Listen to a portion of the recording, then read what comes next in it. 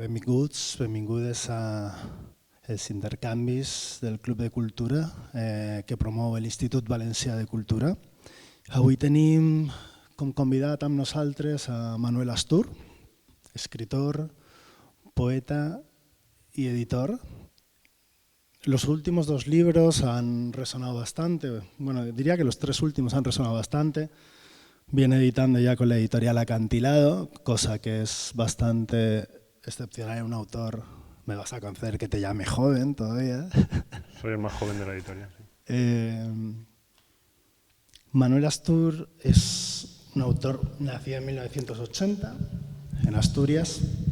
Yo lo considero, bueno, he dicho escritor, que es una cuestión bastante genérica, ahí cabe casi todo,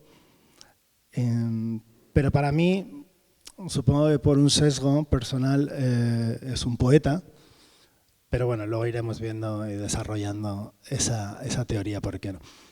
Yo creo que lo importante con Manuel, de hecho, es lo difícil que es catalogarlo. En realidad es un autor que cuesta catalogarlo y creo que eso es una buena señal. Creo que cuando un autor es fácilmente catalogable, es un autor casi muerto ya.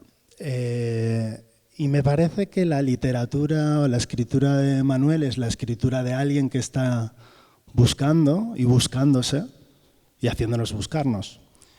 Y creo que eso es lo más estimulante que puede proporcionar un autor. No sé, Manuel, si sientes que tu escritura está en curso en esa búsqueda constante. Sí, eso es cierto, es buscado y es consciente. Bueno, es buscado, no podría hacerlo de otro modo. De hecho ya, o sea, como bien dices, más o menos mis últimos 3 libros han ido bien, han tenido repercusión. Entonces lo lógico, cuando saqué El anciano hermoso, que es como autoconfesional, hablando de en plan Unamuno, hablando de yo en el país, memoria colectiva, fue bien. Lo lógico hubiera sido que el siguiente libro hubiera seguido investigando por ahí, pero odiaría hacer eso, me odiaría a mí mismo sacar filón, ¿no? Cuando escribí San me encasillaron en lo neorrural muchísimo y ya todo el mundo quería que yo escribiera la siguiente novela neorrural, la gran novela neorrural, y dije, pues no, por mis huevos voy a hacer algo absolutamente diferente, ¿no? Algo completamente nuevo. Y claro, es una búsqueda, pero no, tampoco es que me niegue, simplemente es que me aburre. O sea, cuando yo doy un libro por acabado y cuando y ya lo doy al editor y se imprime, es que esa búsqueda ha acabado o no da para más, en realidad. Entonces, seguir con eso sería terrorífico. Pero lo hacen muchos. Sí, claro, porque es cómodo. Pero yo siempre pienso que mi mejor libro está por venir. Y yo siempre pienso que igual que ahora me considero más sabio que hace 5 años, espero dentro de 10 años ser más sabio de lo que soy ahora. Por lo cual, porque es esa búsqueda. Intento buscar la sabiduría o estar mejor en el mundo, digamos, estar mejor en la realidad, más a gusto conmigo mismo. Y es una búsqueda que nunca acaba. Entonces, repetirme sería traicionarme. Eso no quiere decir que a lo mejor dentro de 10 años vuelva a escribir otro libro ambientado en el pueblo, pero la búsqueda sería otra, porque ya me he cansado de ese camino. Por eso, un libro es cuando ya no puedes más. Un libro lo das por acabado cuando te rindes, ¿no? Cuando ya es más o menos dices, nah, no me interesa más este tema, en cierto modo. Entonces, claro, sí, espero ser siempre difícil de encasillar. Yo veo esa búsqueda que no solo es la búsqueda de un autor en busca de la obra o de un lenguaje específico, sino que va en paralelo también de una búsqueda espiritual.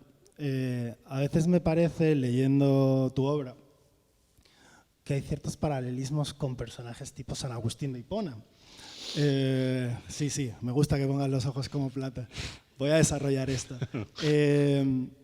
Leyendo, por ejemplo, Manuel tiene un poemario publicado en el 2012, 2013, ¿no? Por ahí. 11, ¿no? Hace ya casi una década, ¿no? Más de una década, sí. Bueno, es un poemario que se llama Y encima es mi cumpleaños. Y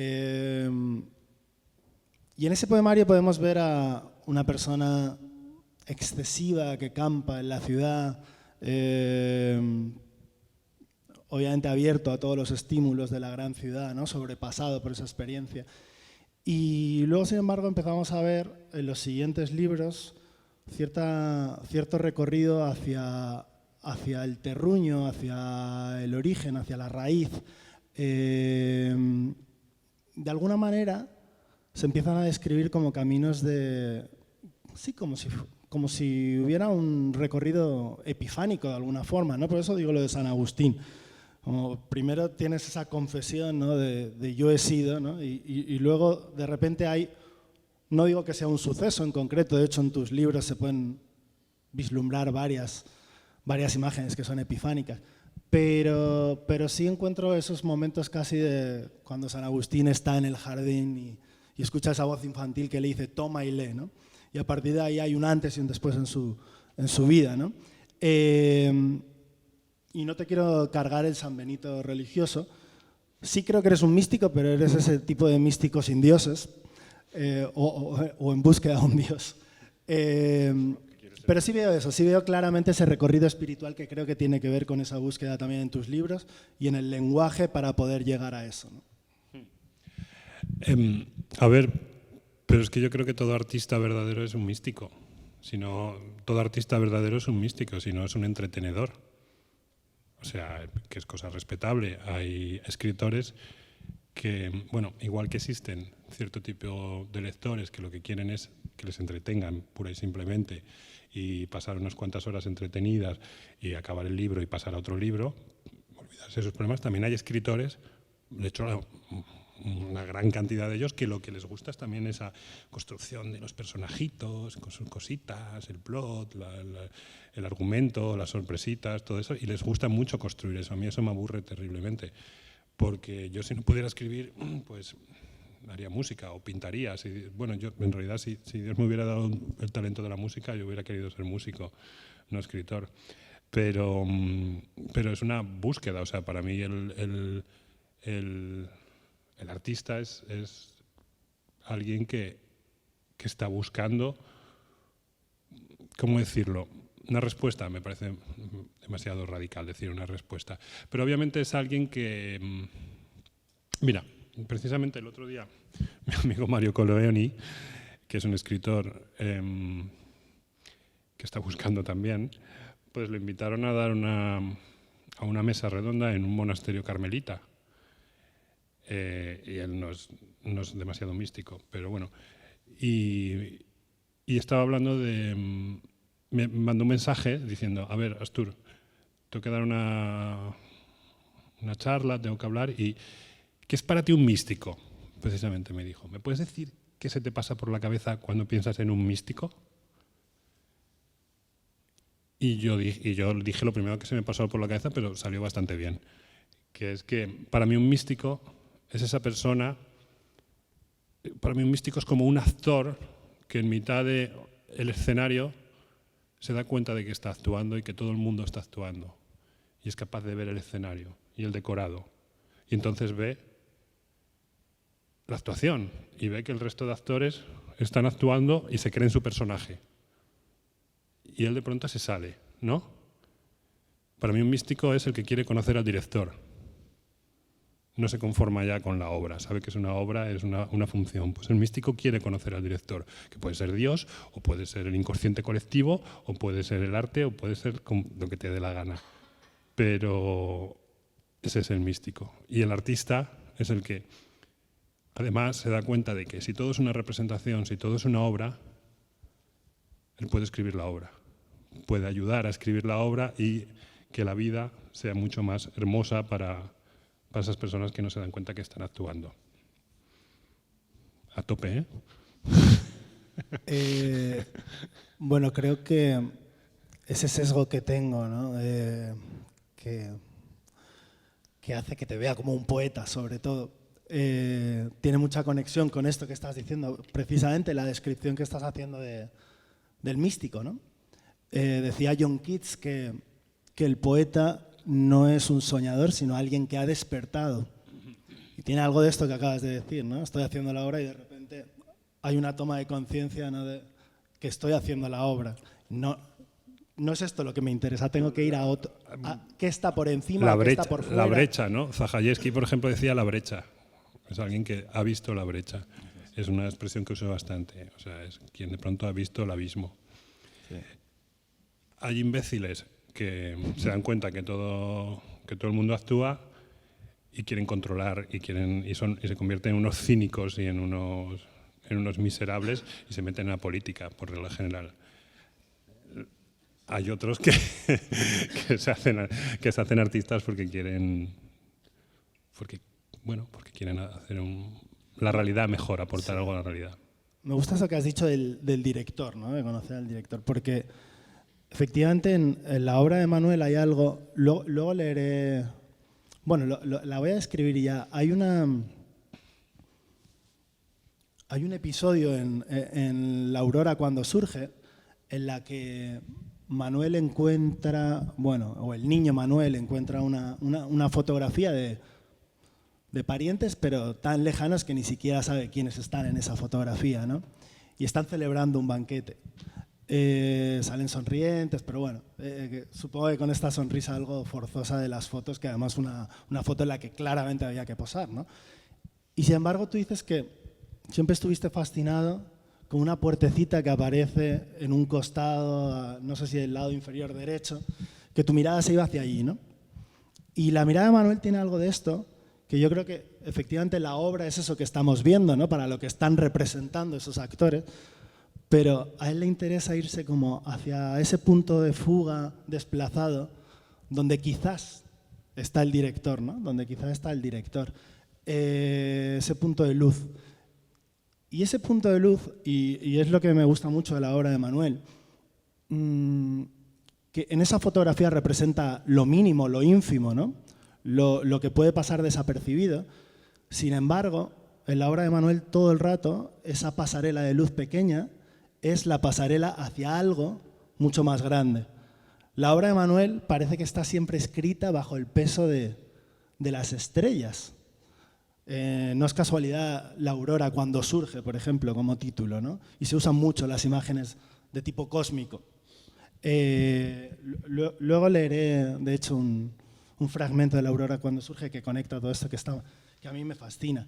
Pero por eso creo que tiene mucho sentido lo que has dicho del director, porque eres alguien muy consciente, a pesar de que tu mirada va a lo pequeño, sabes que lo pequeño está inserto en un sistema y a ti te interesa ver las conexiones entre lo ínfimo y lo grandioso. Sí. Bueno, es que no creo que haya diferencia entre lo ínfimo, entre lo minúsculo, ¿no? Para adentro y para afuera todo llegamos al infinito. Estamos rodeados de infinito y este escenario en el que actuamos no sabemos dónde está ni qué sentido tiene. Pero sí, a ver, yo es que tengo la teoría de que yo me volví loco. O sea que, como decía, Dalí decía que la única diferencia entre un loco y él es que él no estaba loco. Pues yo un poco tengo la sensación. O sea, yo creo que en la adolescencia tuve una crisis nerviosa bastante grande porque abusé bastante de ciertas sustancias psicotrópicas, tuve una adolescencia un poco conflictiva. Y estuve delirando y alucinando varios días. Y creo que desde entonces he reconstruido mi mundo. O sea, es como que he aprendido a vivir estando loco. Suena un poco extraño dicho así. No, es la revelación de un místico. Pero es bueno. Puede ser. Pues he tenido que aprender, no a andar, pero sí a comportarme en sociedad, sobre todo a tratarme a mí mismo, porque me convertí en alguien que no conocía. Y al principio tenía miedo, tuve bastante miedo. Y el proceso este del que hablo ha sido un proceso de liberarme de miedos, de prejuicios y darme cuenta de que el abismo, ese abismo que se abre sobre tus pies, en realidad no existe. No te caes. Nunca te caes. La caída es el miedo. O sea, si tienes miedo, el miedo es lo que te puede hacer caer. El infierno es el terror. Pero igual que tú puedes meditar en una cueva durante 2 semanas y alcanzar el nirvana, y cuando acabes de meditar vas a seguir en la tierra, pues siempre pasa, no caes. Y eso es algo que he aprendido con los años. A tope 2, ¿eh? Estoy, jolín. Que de revelaciones. Hablemos de algo más. Bajemos. Está claro, cuanto más le dejo hablar, está claro que tengo un místico al lado, ¿no? Hay una... Seré un anciano hermoso en un gran país. Hay un momento en el que dices algo que tiene que ver con la mística, pero tiene que ver con la filosofía también. De hecho, es una reescritura del mito de la caverna para mí. Que el mito de la caverna, al fin y al cabo, no es más que un desarrollo del espíritu hacia la iluminación. Es alguien que quiere dejar atrás las sombras e ir hacia una luz más auténtica, ¿no? Pero yo creo que vivimos muy bien en la caverna. ¿El qué? Yo creo que no hay que salir de la caverna. No hay que salir de la caverna. Hay que decorarla mejor, hay que hacer que sea más agradable la vida en la caverna. Pues te voy a leer una cosa y ahora te contradices a ti mismo, ¿vale? Eso lo escribí hace 9 años. Dice, ¿conocéis esas pequeñas charcas que se forman en la playa cuando se retira la marea y donde decenas de niños pequeños juegan y chapotean con el agua por las rodillas? Esas charcas de agua recalentada por el sol, pero seguras. Pues ahí viví yo mucho tiempo. A eso lo llamaba realidad, mientras daba la espalda al grandioso e imprevisible océano. Pero yo quiero tomar conciencia. Desde hace unos años, esa es mi máxima aspiración en la vida. Sí. A ver, yo quiero salir de la caverna, pero creo que no hay que salir. La mayoría de la gente no tiene que salir de la caverna, que es diferente. Creo que San Agustín y yo podemos salir de la caverna, aventurarnos fuera y luego daros noticias a los que estáis dentro. Vosotros que se quedéis chapoteando, ¿eh? No, es ser consciente de que es una charca de pis y que no tienes que tomártelo tan en serio. Es una charca de pis y estás rodeado de océano. Entonces, cuando eres consciente de que estás rodeado de océano, de infinito, y que todo es transitorio, ya no le das tanta importancia a ese juego, ¿no? De todos modos, yo, una de las cosas que más valoro de tu obra, precisamente es la amplitud psicológica del narrador. En tu obra hay contradicciones o hay puntos que a priori parecen irreconciliables. Y lejos de que eso deba espantarnos, creo que al revés, eso es riqueza, que eso al fin y al cabo lo que hace es fructificar en una obra, ¿no? Decía Walt Whitman, ¿no?, que sí, me contradigo. ¿Y qué? Yo soy inmenso y contengo multitudes. Y creo que eso está presente en la obra de Manuel, ¿no? Por eso, esa literatura que está en búsqueda y que no tiene miedo de enfrentarse a sí misma. Sí, y Walt Whitman obviamente ha sido una influencia muy grande en mi vida, sobre todo en El anciano. Hay mucho de Walt Whitman, leí Hojas de hierba con auténtica devoción. Y era un poco el argumento, precisamente del anciano especialmente, es eso, de uno como representante. Walt Whitman era representante de la nueva América que nacía, tal. Yo era de mi generación o de España, pero claro, la contradicción es que es imposible no contradecirse. No somos seres planos, o sea, cambiamos, fluctuamos, no paramos de cambiar. Y la literatura tiene que especialmente ser contradictoria, si no es un panfleto, que es diferente. Ahora mismo las librerías, las mesas de novedades están llenas de panfletos que pretenden ser literatura, pero no son literatura, porque no amplían el mundo. En mi opinión, el arte sirve para ampliar nuestra visión de la realidad, para mostrarnos que la habitación en la que estamos encerrados no existe, que es todo mucho más amplio, que estamos al aire abierto, ¿no?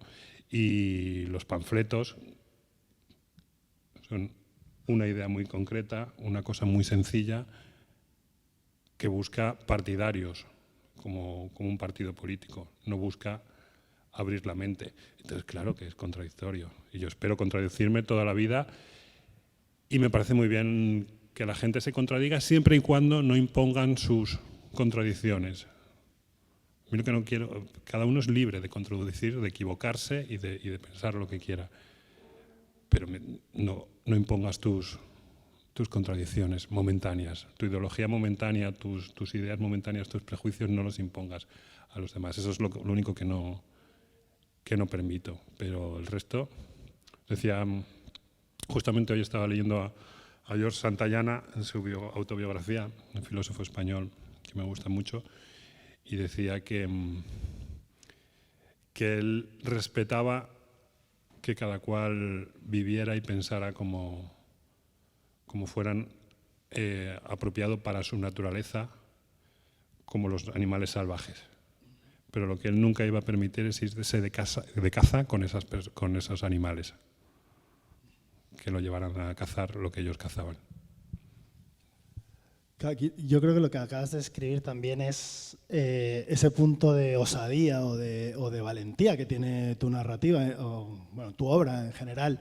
Y es que no busca quedarse con ese coro, ¿no?, que le palmea, sino que se puede permitir perfectamente caminos de búsqueda que van más allá de lo políticamente correcto. Pero aparte yo desconfío, cuando alguien me dice que le encanta lo que he escrito, por lo general me da más miedo que el que me critica.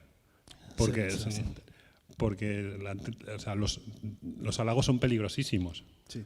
Porque luego cuando dudas, cuando no sabes qué hacer, cuando no sabes qué escribir, dices, tiendes a eso, voy a hacer esto que gusta, claro, que gusta mucho. Ahí está el aplauso. Y entonces acabas siendo una parodia de ti mismo. Esto pasa constantemente, cada vez se ve más rápido. Gracias a las redes sociales se ve cómo talentos se destrozan enseguida porque acaban siendo una parodia de sí mismos en cuestión de 2 años, ¿no? O sea, Total. Como tienen un destello, se ve mucho con poetas e ilustradores, que son lo más inmediato, ¿no? Como de pronto tú un día eres un ilustrador y pones tus dibujos en Instagram y tienes 50 me gustas, y un día pones una chica de pelo rojo y labios rojos que se parece peligrosamente a lo que hace Paula Bonet y tienes 200 me gustas. Y haces...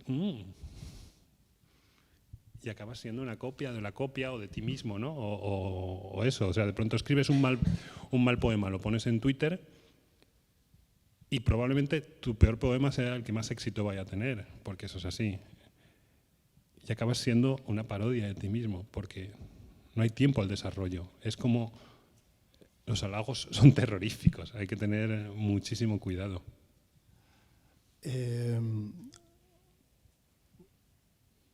Claro, por ejemplo, hablando o poniendo en contexto este valor, yo creo que tendrías 30 y pocos años cuando escribiste Seré un anciano hermoso en un gran país.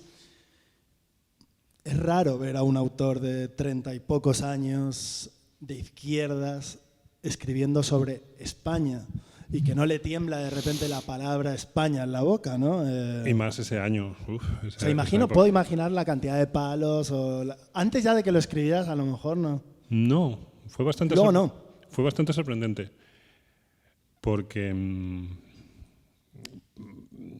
voy a decir que fue un encargo, pero Silex quería que escribiera un libro, tipo un ensayo. Y yo dije, ensayo no, porque yo no soy académico y no me gustan los ensayos. Yo voy a hacer literatura, llamémoslo ensayo emocional, en el cual yo soy la tesis, yo mismo, el narrador, soy la tesis que defiendo, ¿no? Que eso básicamente es la literatura. Y propuse, dije, vamos a hablar de España. Hablamos de...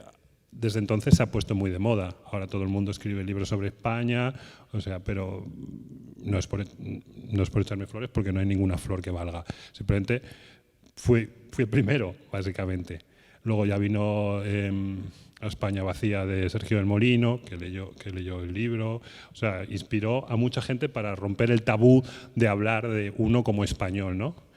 Siendo de izquierdas, además, que es una contradicción. Y yo me esperaba que me fueran a destruir. Y a no ser alguien que comentó cómo sois los de Ciudadanos y chorradas así, porque no pueden evitar, ¿no?, topicazos. Si hablas de algo tan importante como es tu identidad nacional, que inevitablemente te ha afectado, siempre hay gente que se lo toma como, bueno, desde un punto de vista político. Y si has leído el libro, no hay nada de político, es literatura y es poesía, precisamente. Hablo de España como una excusa para hablar de muchísimas otras cosas. Sí, pero otra vez vas de lo macro a lo micro, me parece, claro, ¿no? Todo el rato. Claro. O sea, la idea era precisamente eso. O sea, la intrahistoria, ¿no? La intrahistoria, ese término que acuñó Unamuno, si no me equivoco, ¿no? Mientras pasan cosas en el mundo, mientras las Torres Gemelas se caen, eso es la historia, eso es la gran historia, lo que pasa a los titulares. Pero en realidad eso es una perturbación en la narración del cuento que se cuenta a la humanidad.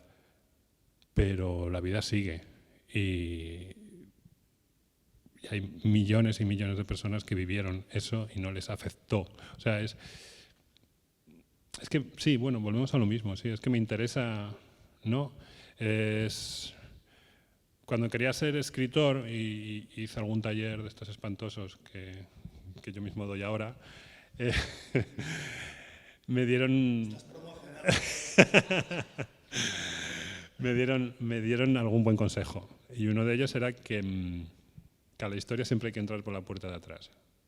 Tú, si quieres escribir una novela para hablar del horror y te parece útil ambientarlo en la época, en la Alemania nazi, por pura lógica, pues que no sea Hitler el narrador, porque igual no funciona. Si quieres hablar de Hitler, que sea el criado de Hitler, o el que le limpia la casa a Hitler, o el vecino de Hitler.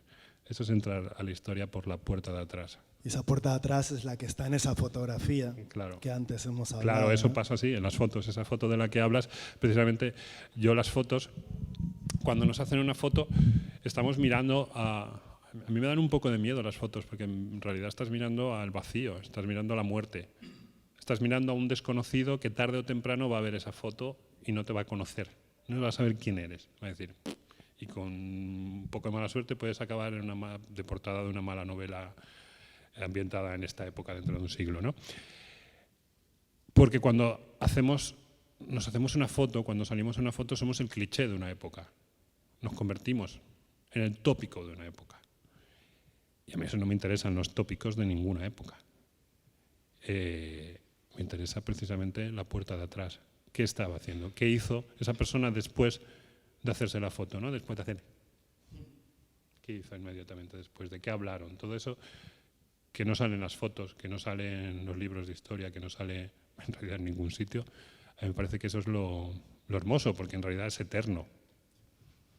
Voy a poner un ejemplo leyendo un fragmentito que he seleccionado, que creo que además nos sirve para conectar con todo esto que hemos venido hablando y de cómo de lo micro se pasa a lo macro, a lo que es el sistema ya, ¿no? A lo cósmico. Y esto lo que hace es que la poesía, o sea, que la obra de Manuel sea tan sensorial y por eso la relacionemos con lo poético, ¿no? Con el fenómeno poético.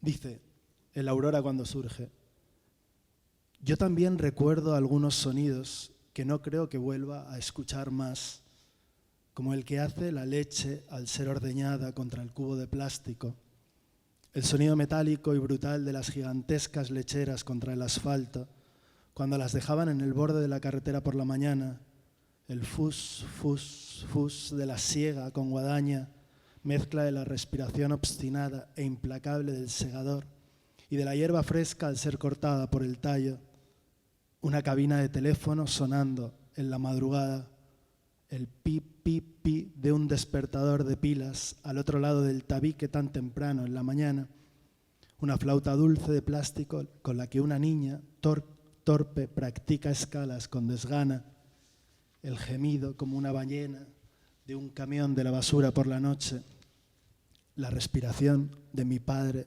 cuando se quedaba dormido en el sofá las tardes de verano viendo el tour. Sí, el sonido de las inmensas ruedas de piedra de un molino de agua moliendo el maíz, girando como ahora mismo gira la Vía Láctea sobre nuestras cabezas.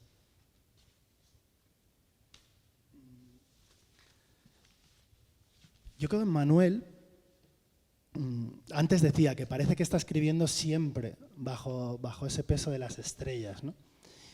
Y cada uno que a eso le ponga el nombre que quiera, ¿no? Yo creo que hay un momento fundamental del ser humano, no sé hasta dónde habría que remontarse, ¿no? Pero imagino algo muy parecido a un mono en una noche mirando las estrellas y preguntándose qué hay ahí, qué es todo eso, ¿no? ¿Qué anima todo eso? Y es el momento fundamental, yo creo, que comparte la poesía, que comparte la mística, la religión, que comparte la ciencia, la filosofía. Creo que todo viene de ese mismo instante.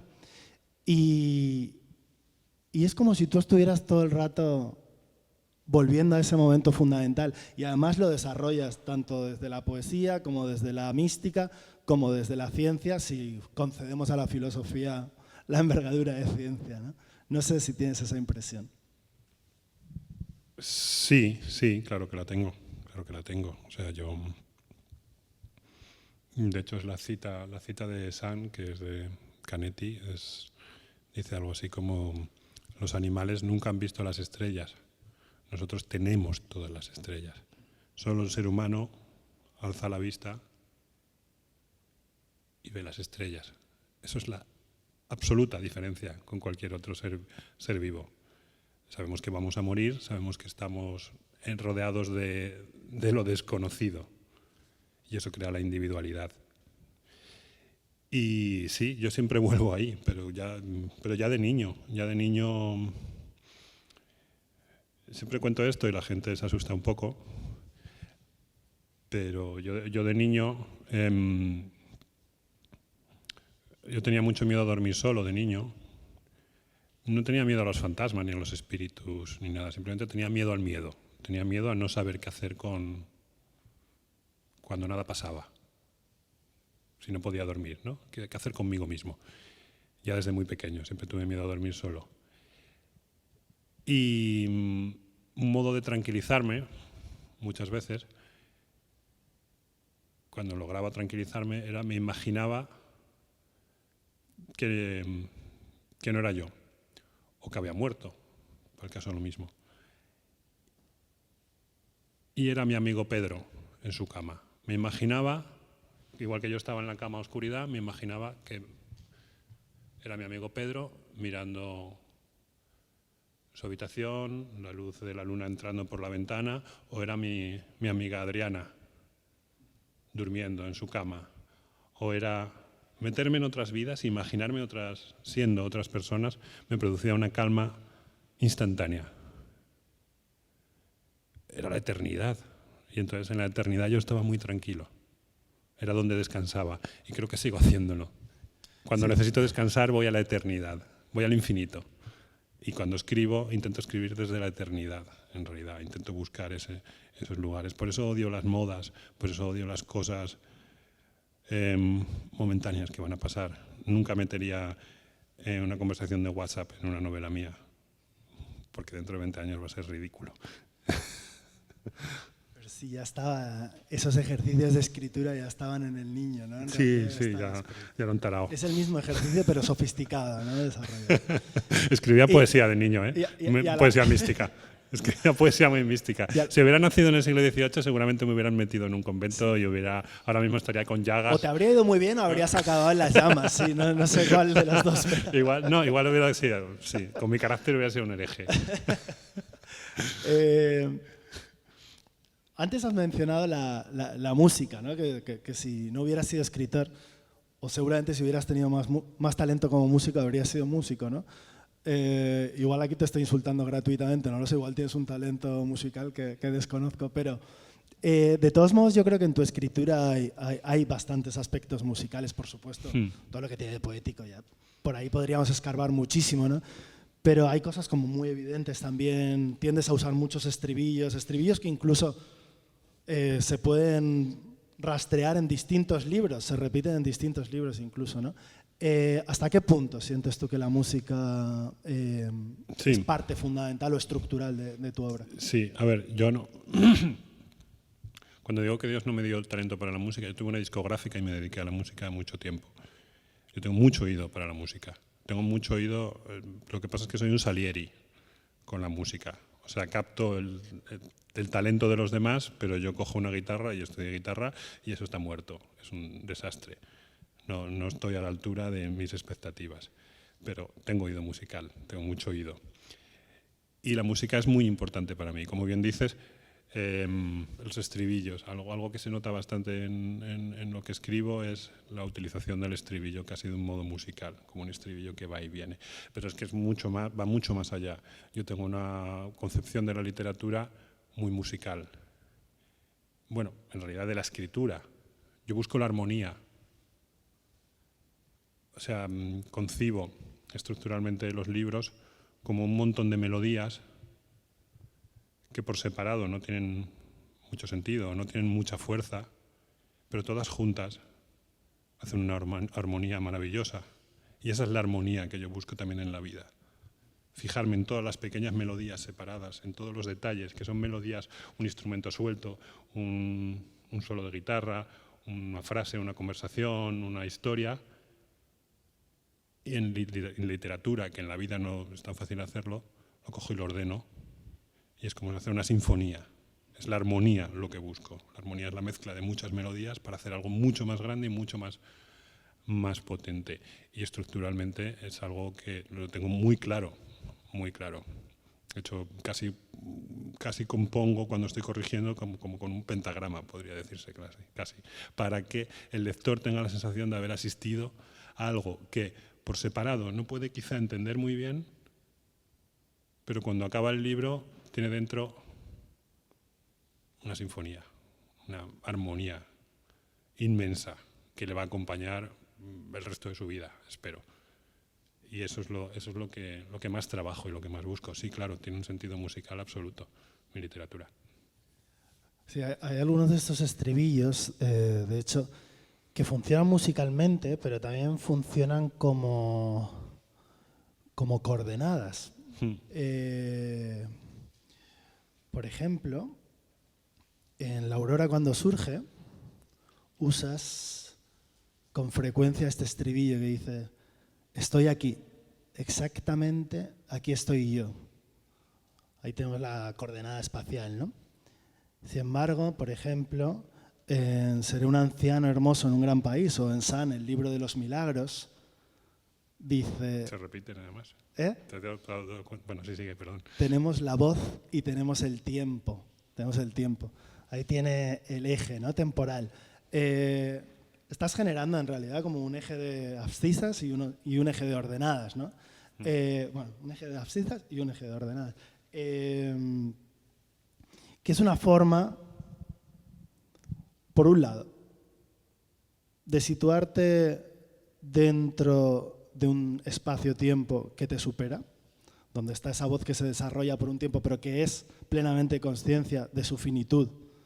Y de hecho, por eso busca asideros a cosas que sean eternas, ¿no? Y de hecho, has mencionado muchas veces la eternidad en este momento. Pero por otro lado, estás generando ese pentagrama, ¿no? Esa estructura que, si bien el lector quizás le puede pasar desapercibido, a muchos no, pero lo está llevando en volandas también, ¿no? Hay algo muy, muy deliberado en todo esto. Perdona, que no sé qué diría. Sí. Sí. De hecho, en Seré un anciano y en San se repite el estribillo, que es algo que nadie se ha dado cuenta. Es la primera persona que se ha dado cuenta que se repite lo de tenemos la voz, tenemos el tiempo. Se repite también, no tanto en Seré un anciano, Pero... Bueno, tiene truco porque es que le presenté hace 2 meses, entonces lo estoy leyendo mucho. Sí, el mayor especialista en mi obra que hay ahora mismo en España. Hace una tesis sobre Manuel Astur ahora mismo. El pobre. Pero sí, claro, pero es que la música funciona así, o sea, el 99,9999% de la gente que le gusta la música no sabe nada de música. Realmente los músicos tampoco saben nada de música. Tú como músico usas unas notas que emocionan y no sabes por qué emocionan. El lenguaje musical sigue siendo una incógnita. ¿Qué coño pasa para que en nuestro cerebro haya esa identificación y esa liberación de endorfinas y de placer y con un lenguaje que no es oral? Es un lenguaje místico, es el lenguaje de Dios, la música. Pues claro, lo mismo quiero hacer yo en literatura. Que el lector no se dé cuenta de esas cosas. Le meto la pista del estribillo, claro. Le meto la pista del estribillo, que también es una coordenada para mí mismo a la hora de escribir, también para tomar tierra y decir, bueno, hemos vuelto otra vez a este punto base. Volvamos otra vez a ver qué estrofa viene ahora, ¿no? Pero sí, yo lo que busco es eso, principalmente. La sensación de que el lector tenga de haber asistido a algo grande, espero, algo muy amplio, muy bien ordenado en su cabeza y que deje un rastro pero que tampoco tenga por qué entender lo que ha pasado. Es igual que pasa con una gran canción, que te emociona y crece dentro de ti, y te acompaña el resto de la vida. Ha cambiado algo dentro de ti, planta una semilla, pero no sabes muy bien por qué. Y eso es una de mis principales obsesiones, en realidad. No, a mí desde luego la semilla ha hecho efecto, vamos, después de transitarla tanto en las últimas semanas, ha sido gozoso. Walter Pater decía, ¿no?, que todas las artes deben tender hacia la música, y yo creo que esto se ve muy bien en tu literatura, ¿no? Bueno, si tenéis ganas de interrumpirnos y preguntar cualquier cosa, levantad la mano sin ningún temor, ¿vale? Hay un ejercicio súper bonito en esto que he dicho antes de Manuel buscando, es muy consciente de su finitud, pero siempre está buscando como conectarse con algo que es superior a él, ¿no? Que lo trasciende, pero a la vez en su obra, por eso, también antes cuando hablaba de las contradicciones, ¿no?, o de los binomios que a priori parecen contrapuestos, ¿no?, en su obra hay una trascendencia y una inmanencia a la vez clarísima. Y hay un ejercicio muy bonito, por ejemplo, en La aurora cuando surge, hay un haiku, ¿no?, una composición poética muy breve de Lipo, un poeta de hace 8 o 9 siglos. ¿Cuántos? 12. Luego lo continúa o le responde Moritake, otro de los grandes del haiku. Yo creo que es en el siglo XV, ¿no?, una cosa así. 16, creo, sí, por ahí, sí. Y después 17, viene Manuel Astur y recoge ese haiku y sigue con el ejercicio, ¿no? De contexto, un poco vanidoso. También en Seré un anciano hermoso, que él ha vuelto al pueblo, una aldea en Asturias, y hay un muro de piedra que han hecho antepasados de los que nada se sabe, ni siquiera se sabe cuándo se hizo ese muro de piedra, ¿no? Y él vuelve, una piedra que ha caído, vuelve a reconstruir el muro, ¿no? Con todo ello reconecta con una línea de tiempo que le es muy superior, ¿no? Y todos estos juegos están todo el rato. ¿Y qué hago? ¿Qué hago en el muro? ¿Te acuerdas qué hago? ¿Qué hago en el muro? El muro que construyeron algunos antepasados míos, de los que no se sabe su nombre, hace siglos, pues se cae una piedrita. Y cojo yo, voy al Leroy Merlin, compro el cemento, coloco la piedra, lo encemento, ¿y qué hago? Pongo mi mano. Seré vanidoso. O sea, no lo puedo evitar poner mi manita y firmar la fechita con la piedrita de mierda que he colocado. Ellos no pusieron nada y yo, como ya soy un habitante del siglo XXI, tengo que dejar mi rastro. Luego se hizo una foto para Instagram. Solo faltaba la foto y poner, he estado trabajando duramente. No, pero lo bueno de tu obra es que cuando haces estos gestos, te ríes de ti mismo. Claro. Y esa autoironía es lo que hace tan humana y tan poco antipática la obra de Manuel, ¿no? O sea, yo creo que también en esta cosa mía de sentir la transitoriedad de todo, y eso también tiene un poco que ver precisamente la casa del pueblo, que es una casa en la casa familiar, en las montañas, y o sea, se sabe que en 1590 ya estaba construida, y siempre ha vivido mi familia ahí. Es salvaje, o sea, es como en mi habitación se ahorcó mi bisabuelo, han muerto tantas personas en ese espacio tan reducido, han nacido y han muerto tantas personas que está lleno de fantasmas, ¿no? Tendrías que estar lleno de fantasmas, pero no hay ni un fantasma, que va a haber fantasmas. Lo que solo podía ser un visionario. Lo que notas es precisamente la transitoria. Son tus raíces, pero al mismo tiempo te das cuenta que eres un eslabón, un grano de arena y no sé. Yo siempre me he imaginado eso, y lo sigo haciendo. Yo estoy ahí solo en mi casa y pienso cuando estaba mi bisabuelo hace un siglo ahí, donde estoy yo ahora sentado y no sabía que yo iba a existir.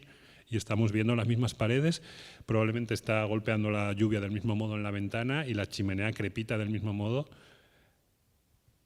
Y ya no existe, no queda ni un rastro de él.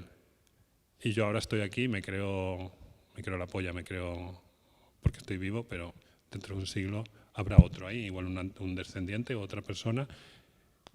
¿Qué es eso? ¿Qué es eso? Pues a mí en realidad me descansa eso. Me descansa de los agobios de la vida, pensar, ¿qué más da? No tiene ningún tipo de importancia y al mismo tiempo es hermoso. Precisamente lo hermoso es que mi bisabuelo estaba ahí con la lluvia golpeando en la ventana, la chimenea crepitando y sintiéndose muy a gusto y creyendo que era eterno, y que yo sienta exactamente lo mismo un siglo después y que dentro de un siglo alguien sienta exactamente lo mismo, porque seremos la misma persona. La cuestión es que somos exactamente la misma persona. Somos eternos. Somos el ser humano. Manuel dice en un momento, en cualquier caso, claro, de alguien que tira muchísimo, ¿no?, de la cartera de recuerdos para escribir, tiene que especificar que no tiene tanta memoria. Dice, en cualquier caso estoy seguro de que no tengo mucha memoria. La vida pasa por mí como por cualquier otro para no volver. Como pasa el agua por el lecho de un río, el aire entre los dedos de una mano. ¿Acaso, tras mucho esfuerzo, haya logrado tener un mínimo más de presente? Puede que para eso escriba. Y yo creo que la literatura de Manuel nos ayuda no solo a él, sino a los que le leemos, o a las que le leemos, a tener más presente, que no es poco. Así que os invito, los que o las que no lo hayáis leído todavía, a que lo leáis. Y bueno, pues al resto que sí que lo habéis leído, que sigamos disfrutando con sus libros. Y os agradecemos mucho la asistencia, la paciencia. Y bueno, si todavía tenéis alguna pregunta, la hacéis. Y si no, pues ya nos despedimos con el agradecimiento a Manuel por estar. Allí tienes. ¿Sí? Yo de todo lo que nos has comentado me has suscitado una curiosidad. Pero en los procesos de creación de tu trabajo, ¿en alguna ocasión te has encontrado de que hay cosas que no puedes atrapar con la palabra y sabes que nunca formarán parte de la obra? Qué buena pregunta. Sí, por supuesto, todo. Todo, casi todo. O sea, es un cliché lo de que escribir es dejar de contar, es decidir qué no vas a contar. Y sí, por supuesto, o sea... De hecho, no lo he dicho aquí porque no he dado tiempo, pero un proceso muy importante que disfruto mucho yo a la hora de escribir, en realidad es la reescritura y la corrección. Yo escribo casi como un río, vertiéndome, y luego trabajo muchísimo el libro en la corrección. Corrijo incansablemente, le doy vueltas, reescribo, porque ya está la base. Y en esa parte de la reescritura es quitar, primero, los lugares comunes que inevitablemente todos caemos, que eso es basura, y sobre todo lo que no llega. Rendirme. Si algo no llega, no consigo expresar lo que tengo que expresar, va fuera también, me rindo. Pero sí, claro, o sea, uno nunca está a la altura de lo que, ni siquiera diré de lo que sueña, porque si fuera capaz de expresar lo que quiero conseguir, lo haría. Pero siempre hay algo que está ahí y que nunca alcanzaré, seguramente moriré con 100 años sin haber alcanzado nunca a dar respuesta a esas cosas o a expresar lo inexpresable. Con algún balbuceo habré dado con suerte, pero sí. Respondiendo a tu pregunta, sí. La mayoría del tiempo es inexpresable. Y el lenguaje, además, es una herramienta de monos. Una herramienta de monos que es absolutamente limitador. Es que hablar es que, bueno, lo digo en la Aurora, ¿no? No sé si lo digo. Bueno, yo siempre he creído que hablar es traicionar, escribir es traicionar, precisamente. Traicionas el silencio y traicionas todo eso que es inexpresable. En cuanto lo intentas expresar, lo matas. Como dice el Tao Te Ching, quien sabe calla. Bueno, dices algo muy similar. En la Aurora, cuando surge, seguro hay un momento que escribes, por favor, que lo que escriba hoy sea mejor que el silencio. Eso es lo básico, que sea mejor que el silencio, porque si, bueno, también en la frase esta de si no tienes nada, si lo que vas a decir no aporta nada mejor que callarte, cállate. Pues es lo mismo, eso es mi gran lucha. Por eso escribo libros finos. Porque al final, a base de esto sobra, escribo libritos, no hay manera. Yo en realidad me encantaría escribir novelas como las de Steinbeck, ahí 600 páginas, es mi sueño y algún día lo conseguiré. Escribir un novelón de 600 páginas. Eso no te lo voy a presentar yo. Creo que el truco va a ser escribir 5 novelitas muy finas. Ahí me la cuelas. Y meterlas como si fueran juntas, como si fueran una, ¿no? Con el mismo tema. Me encantaría, pero no puedo, porque me traicionaría todo lo que creo. Vaya. Si tenéis alguna pregunta más. Y bueno, lo que me ha parecido que era casi poético, y luego como han hablado de las poesías cortas japonesas también, entonces ¿hasta qué punto estás jugando, que no lo sé, tu obra en completo, entre la poesía, porque te influye, pues me ha parecido, yo te digo, bastante en tu literatura, por lo que he oído de los hyukyus o estos, como se llaman los japoneses, y la lectura que has hecho tú, muy bonita además, que me parecía poesía, que estabas declamando poesía. Has oído muy bien, has entendido bien. Sí, o sea, para mí lo más importante es la poesía, es el núcleo. O sea, se lo decía antes a Javi, para mí una gran novela, si la metieras en un alambique y la destilaras durante horas y horas y horas, daría un chupito de orujo puro, un poema maravilloso, que no existe. Entonces tengo que escribir novelas o libros grandes para, entre todo, que la sensación que le quede al lector y a mí mismo es de haber escrito un poema maravilloso. Pero la base, sí, el destilado es la poesía, lo más importante es la poesía y la idea poética. Lo que yo llamo la idea poética es algo que en estos talleres, que no recomiendo a nadie ir, pero que yo doy, a mis alumnos me meto mucha caña con el concepto de idea poética, que es que la novela, lo que escribas, podría convertirse en un poema. Aunque sea un mal poema, seguramente será un mal poema. Pero si no hay ese poema detrás, no me interesa. Es entretenimiento. Y a mí no me gusta que me entretengan.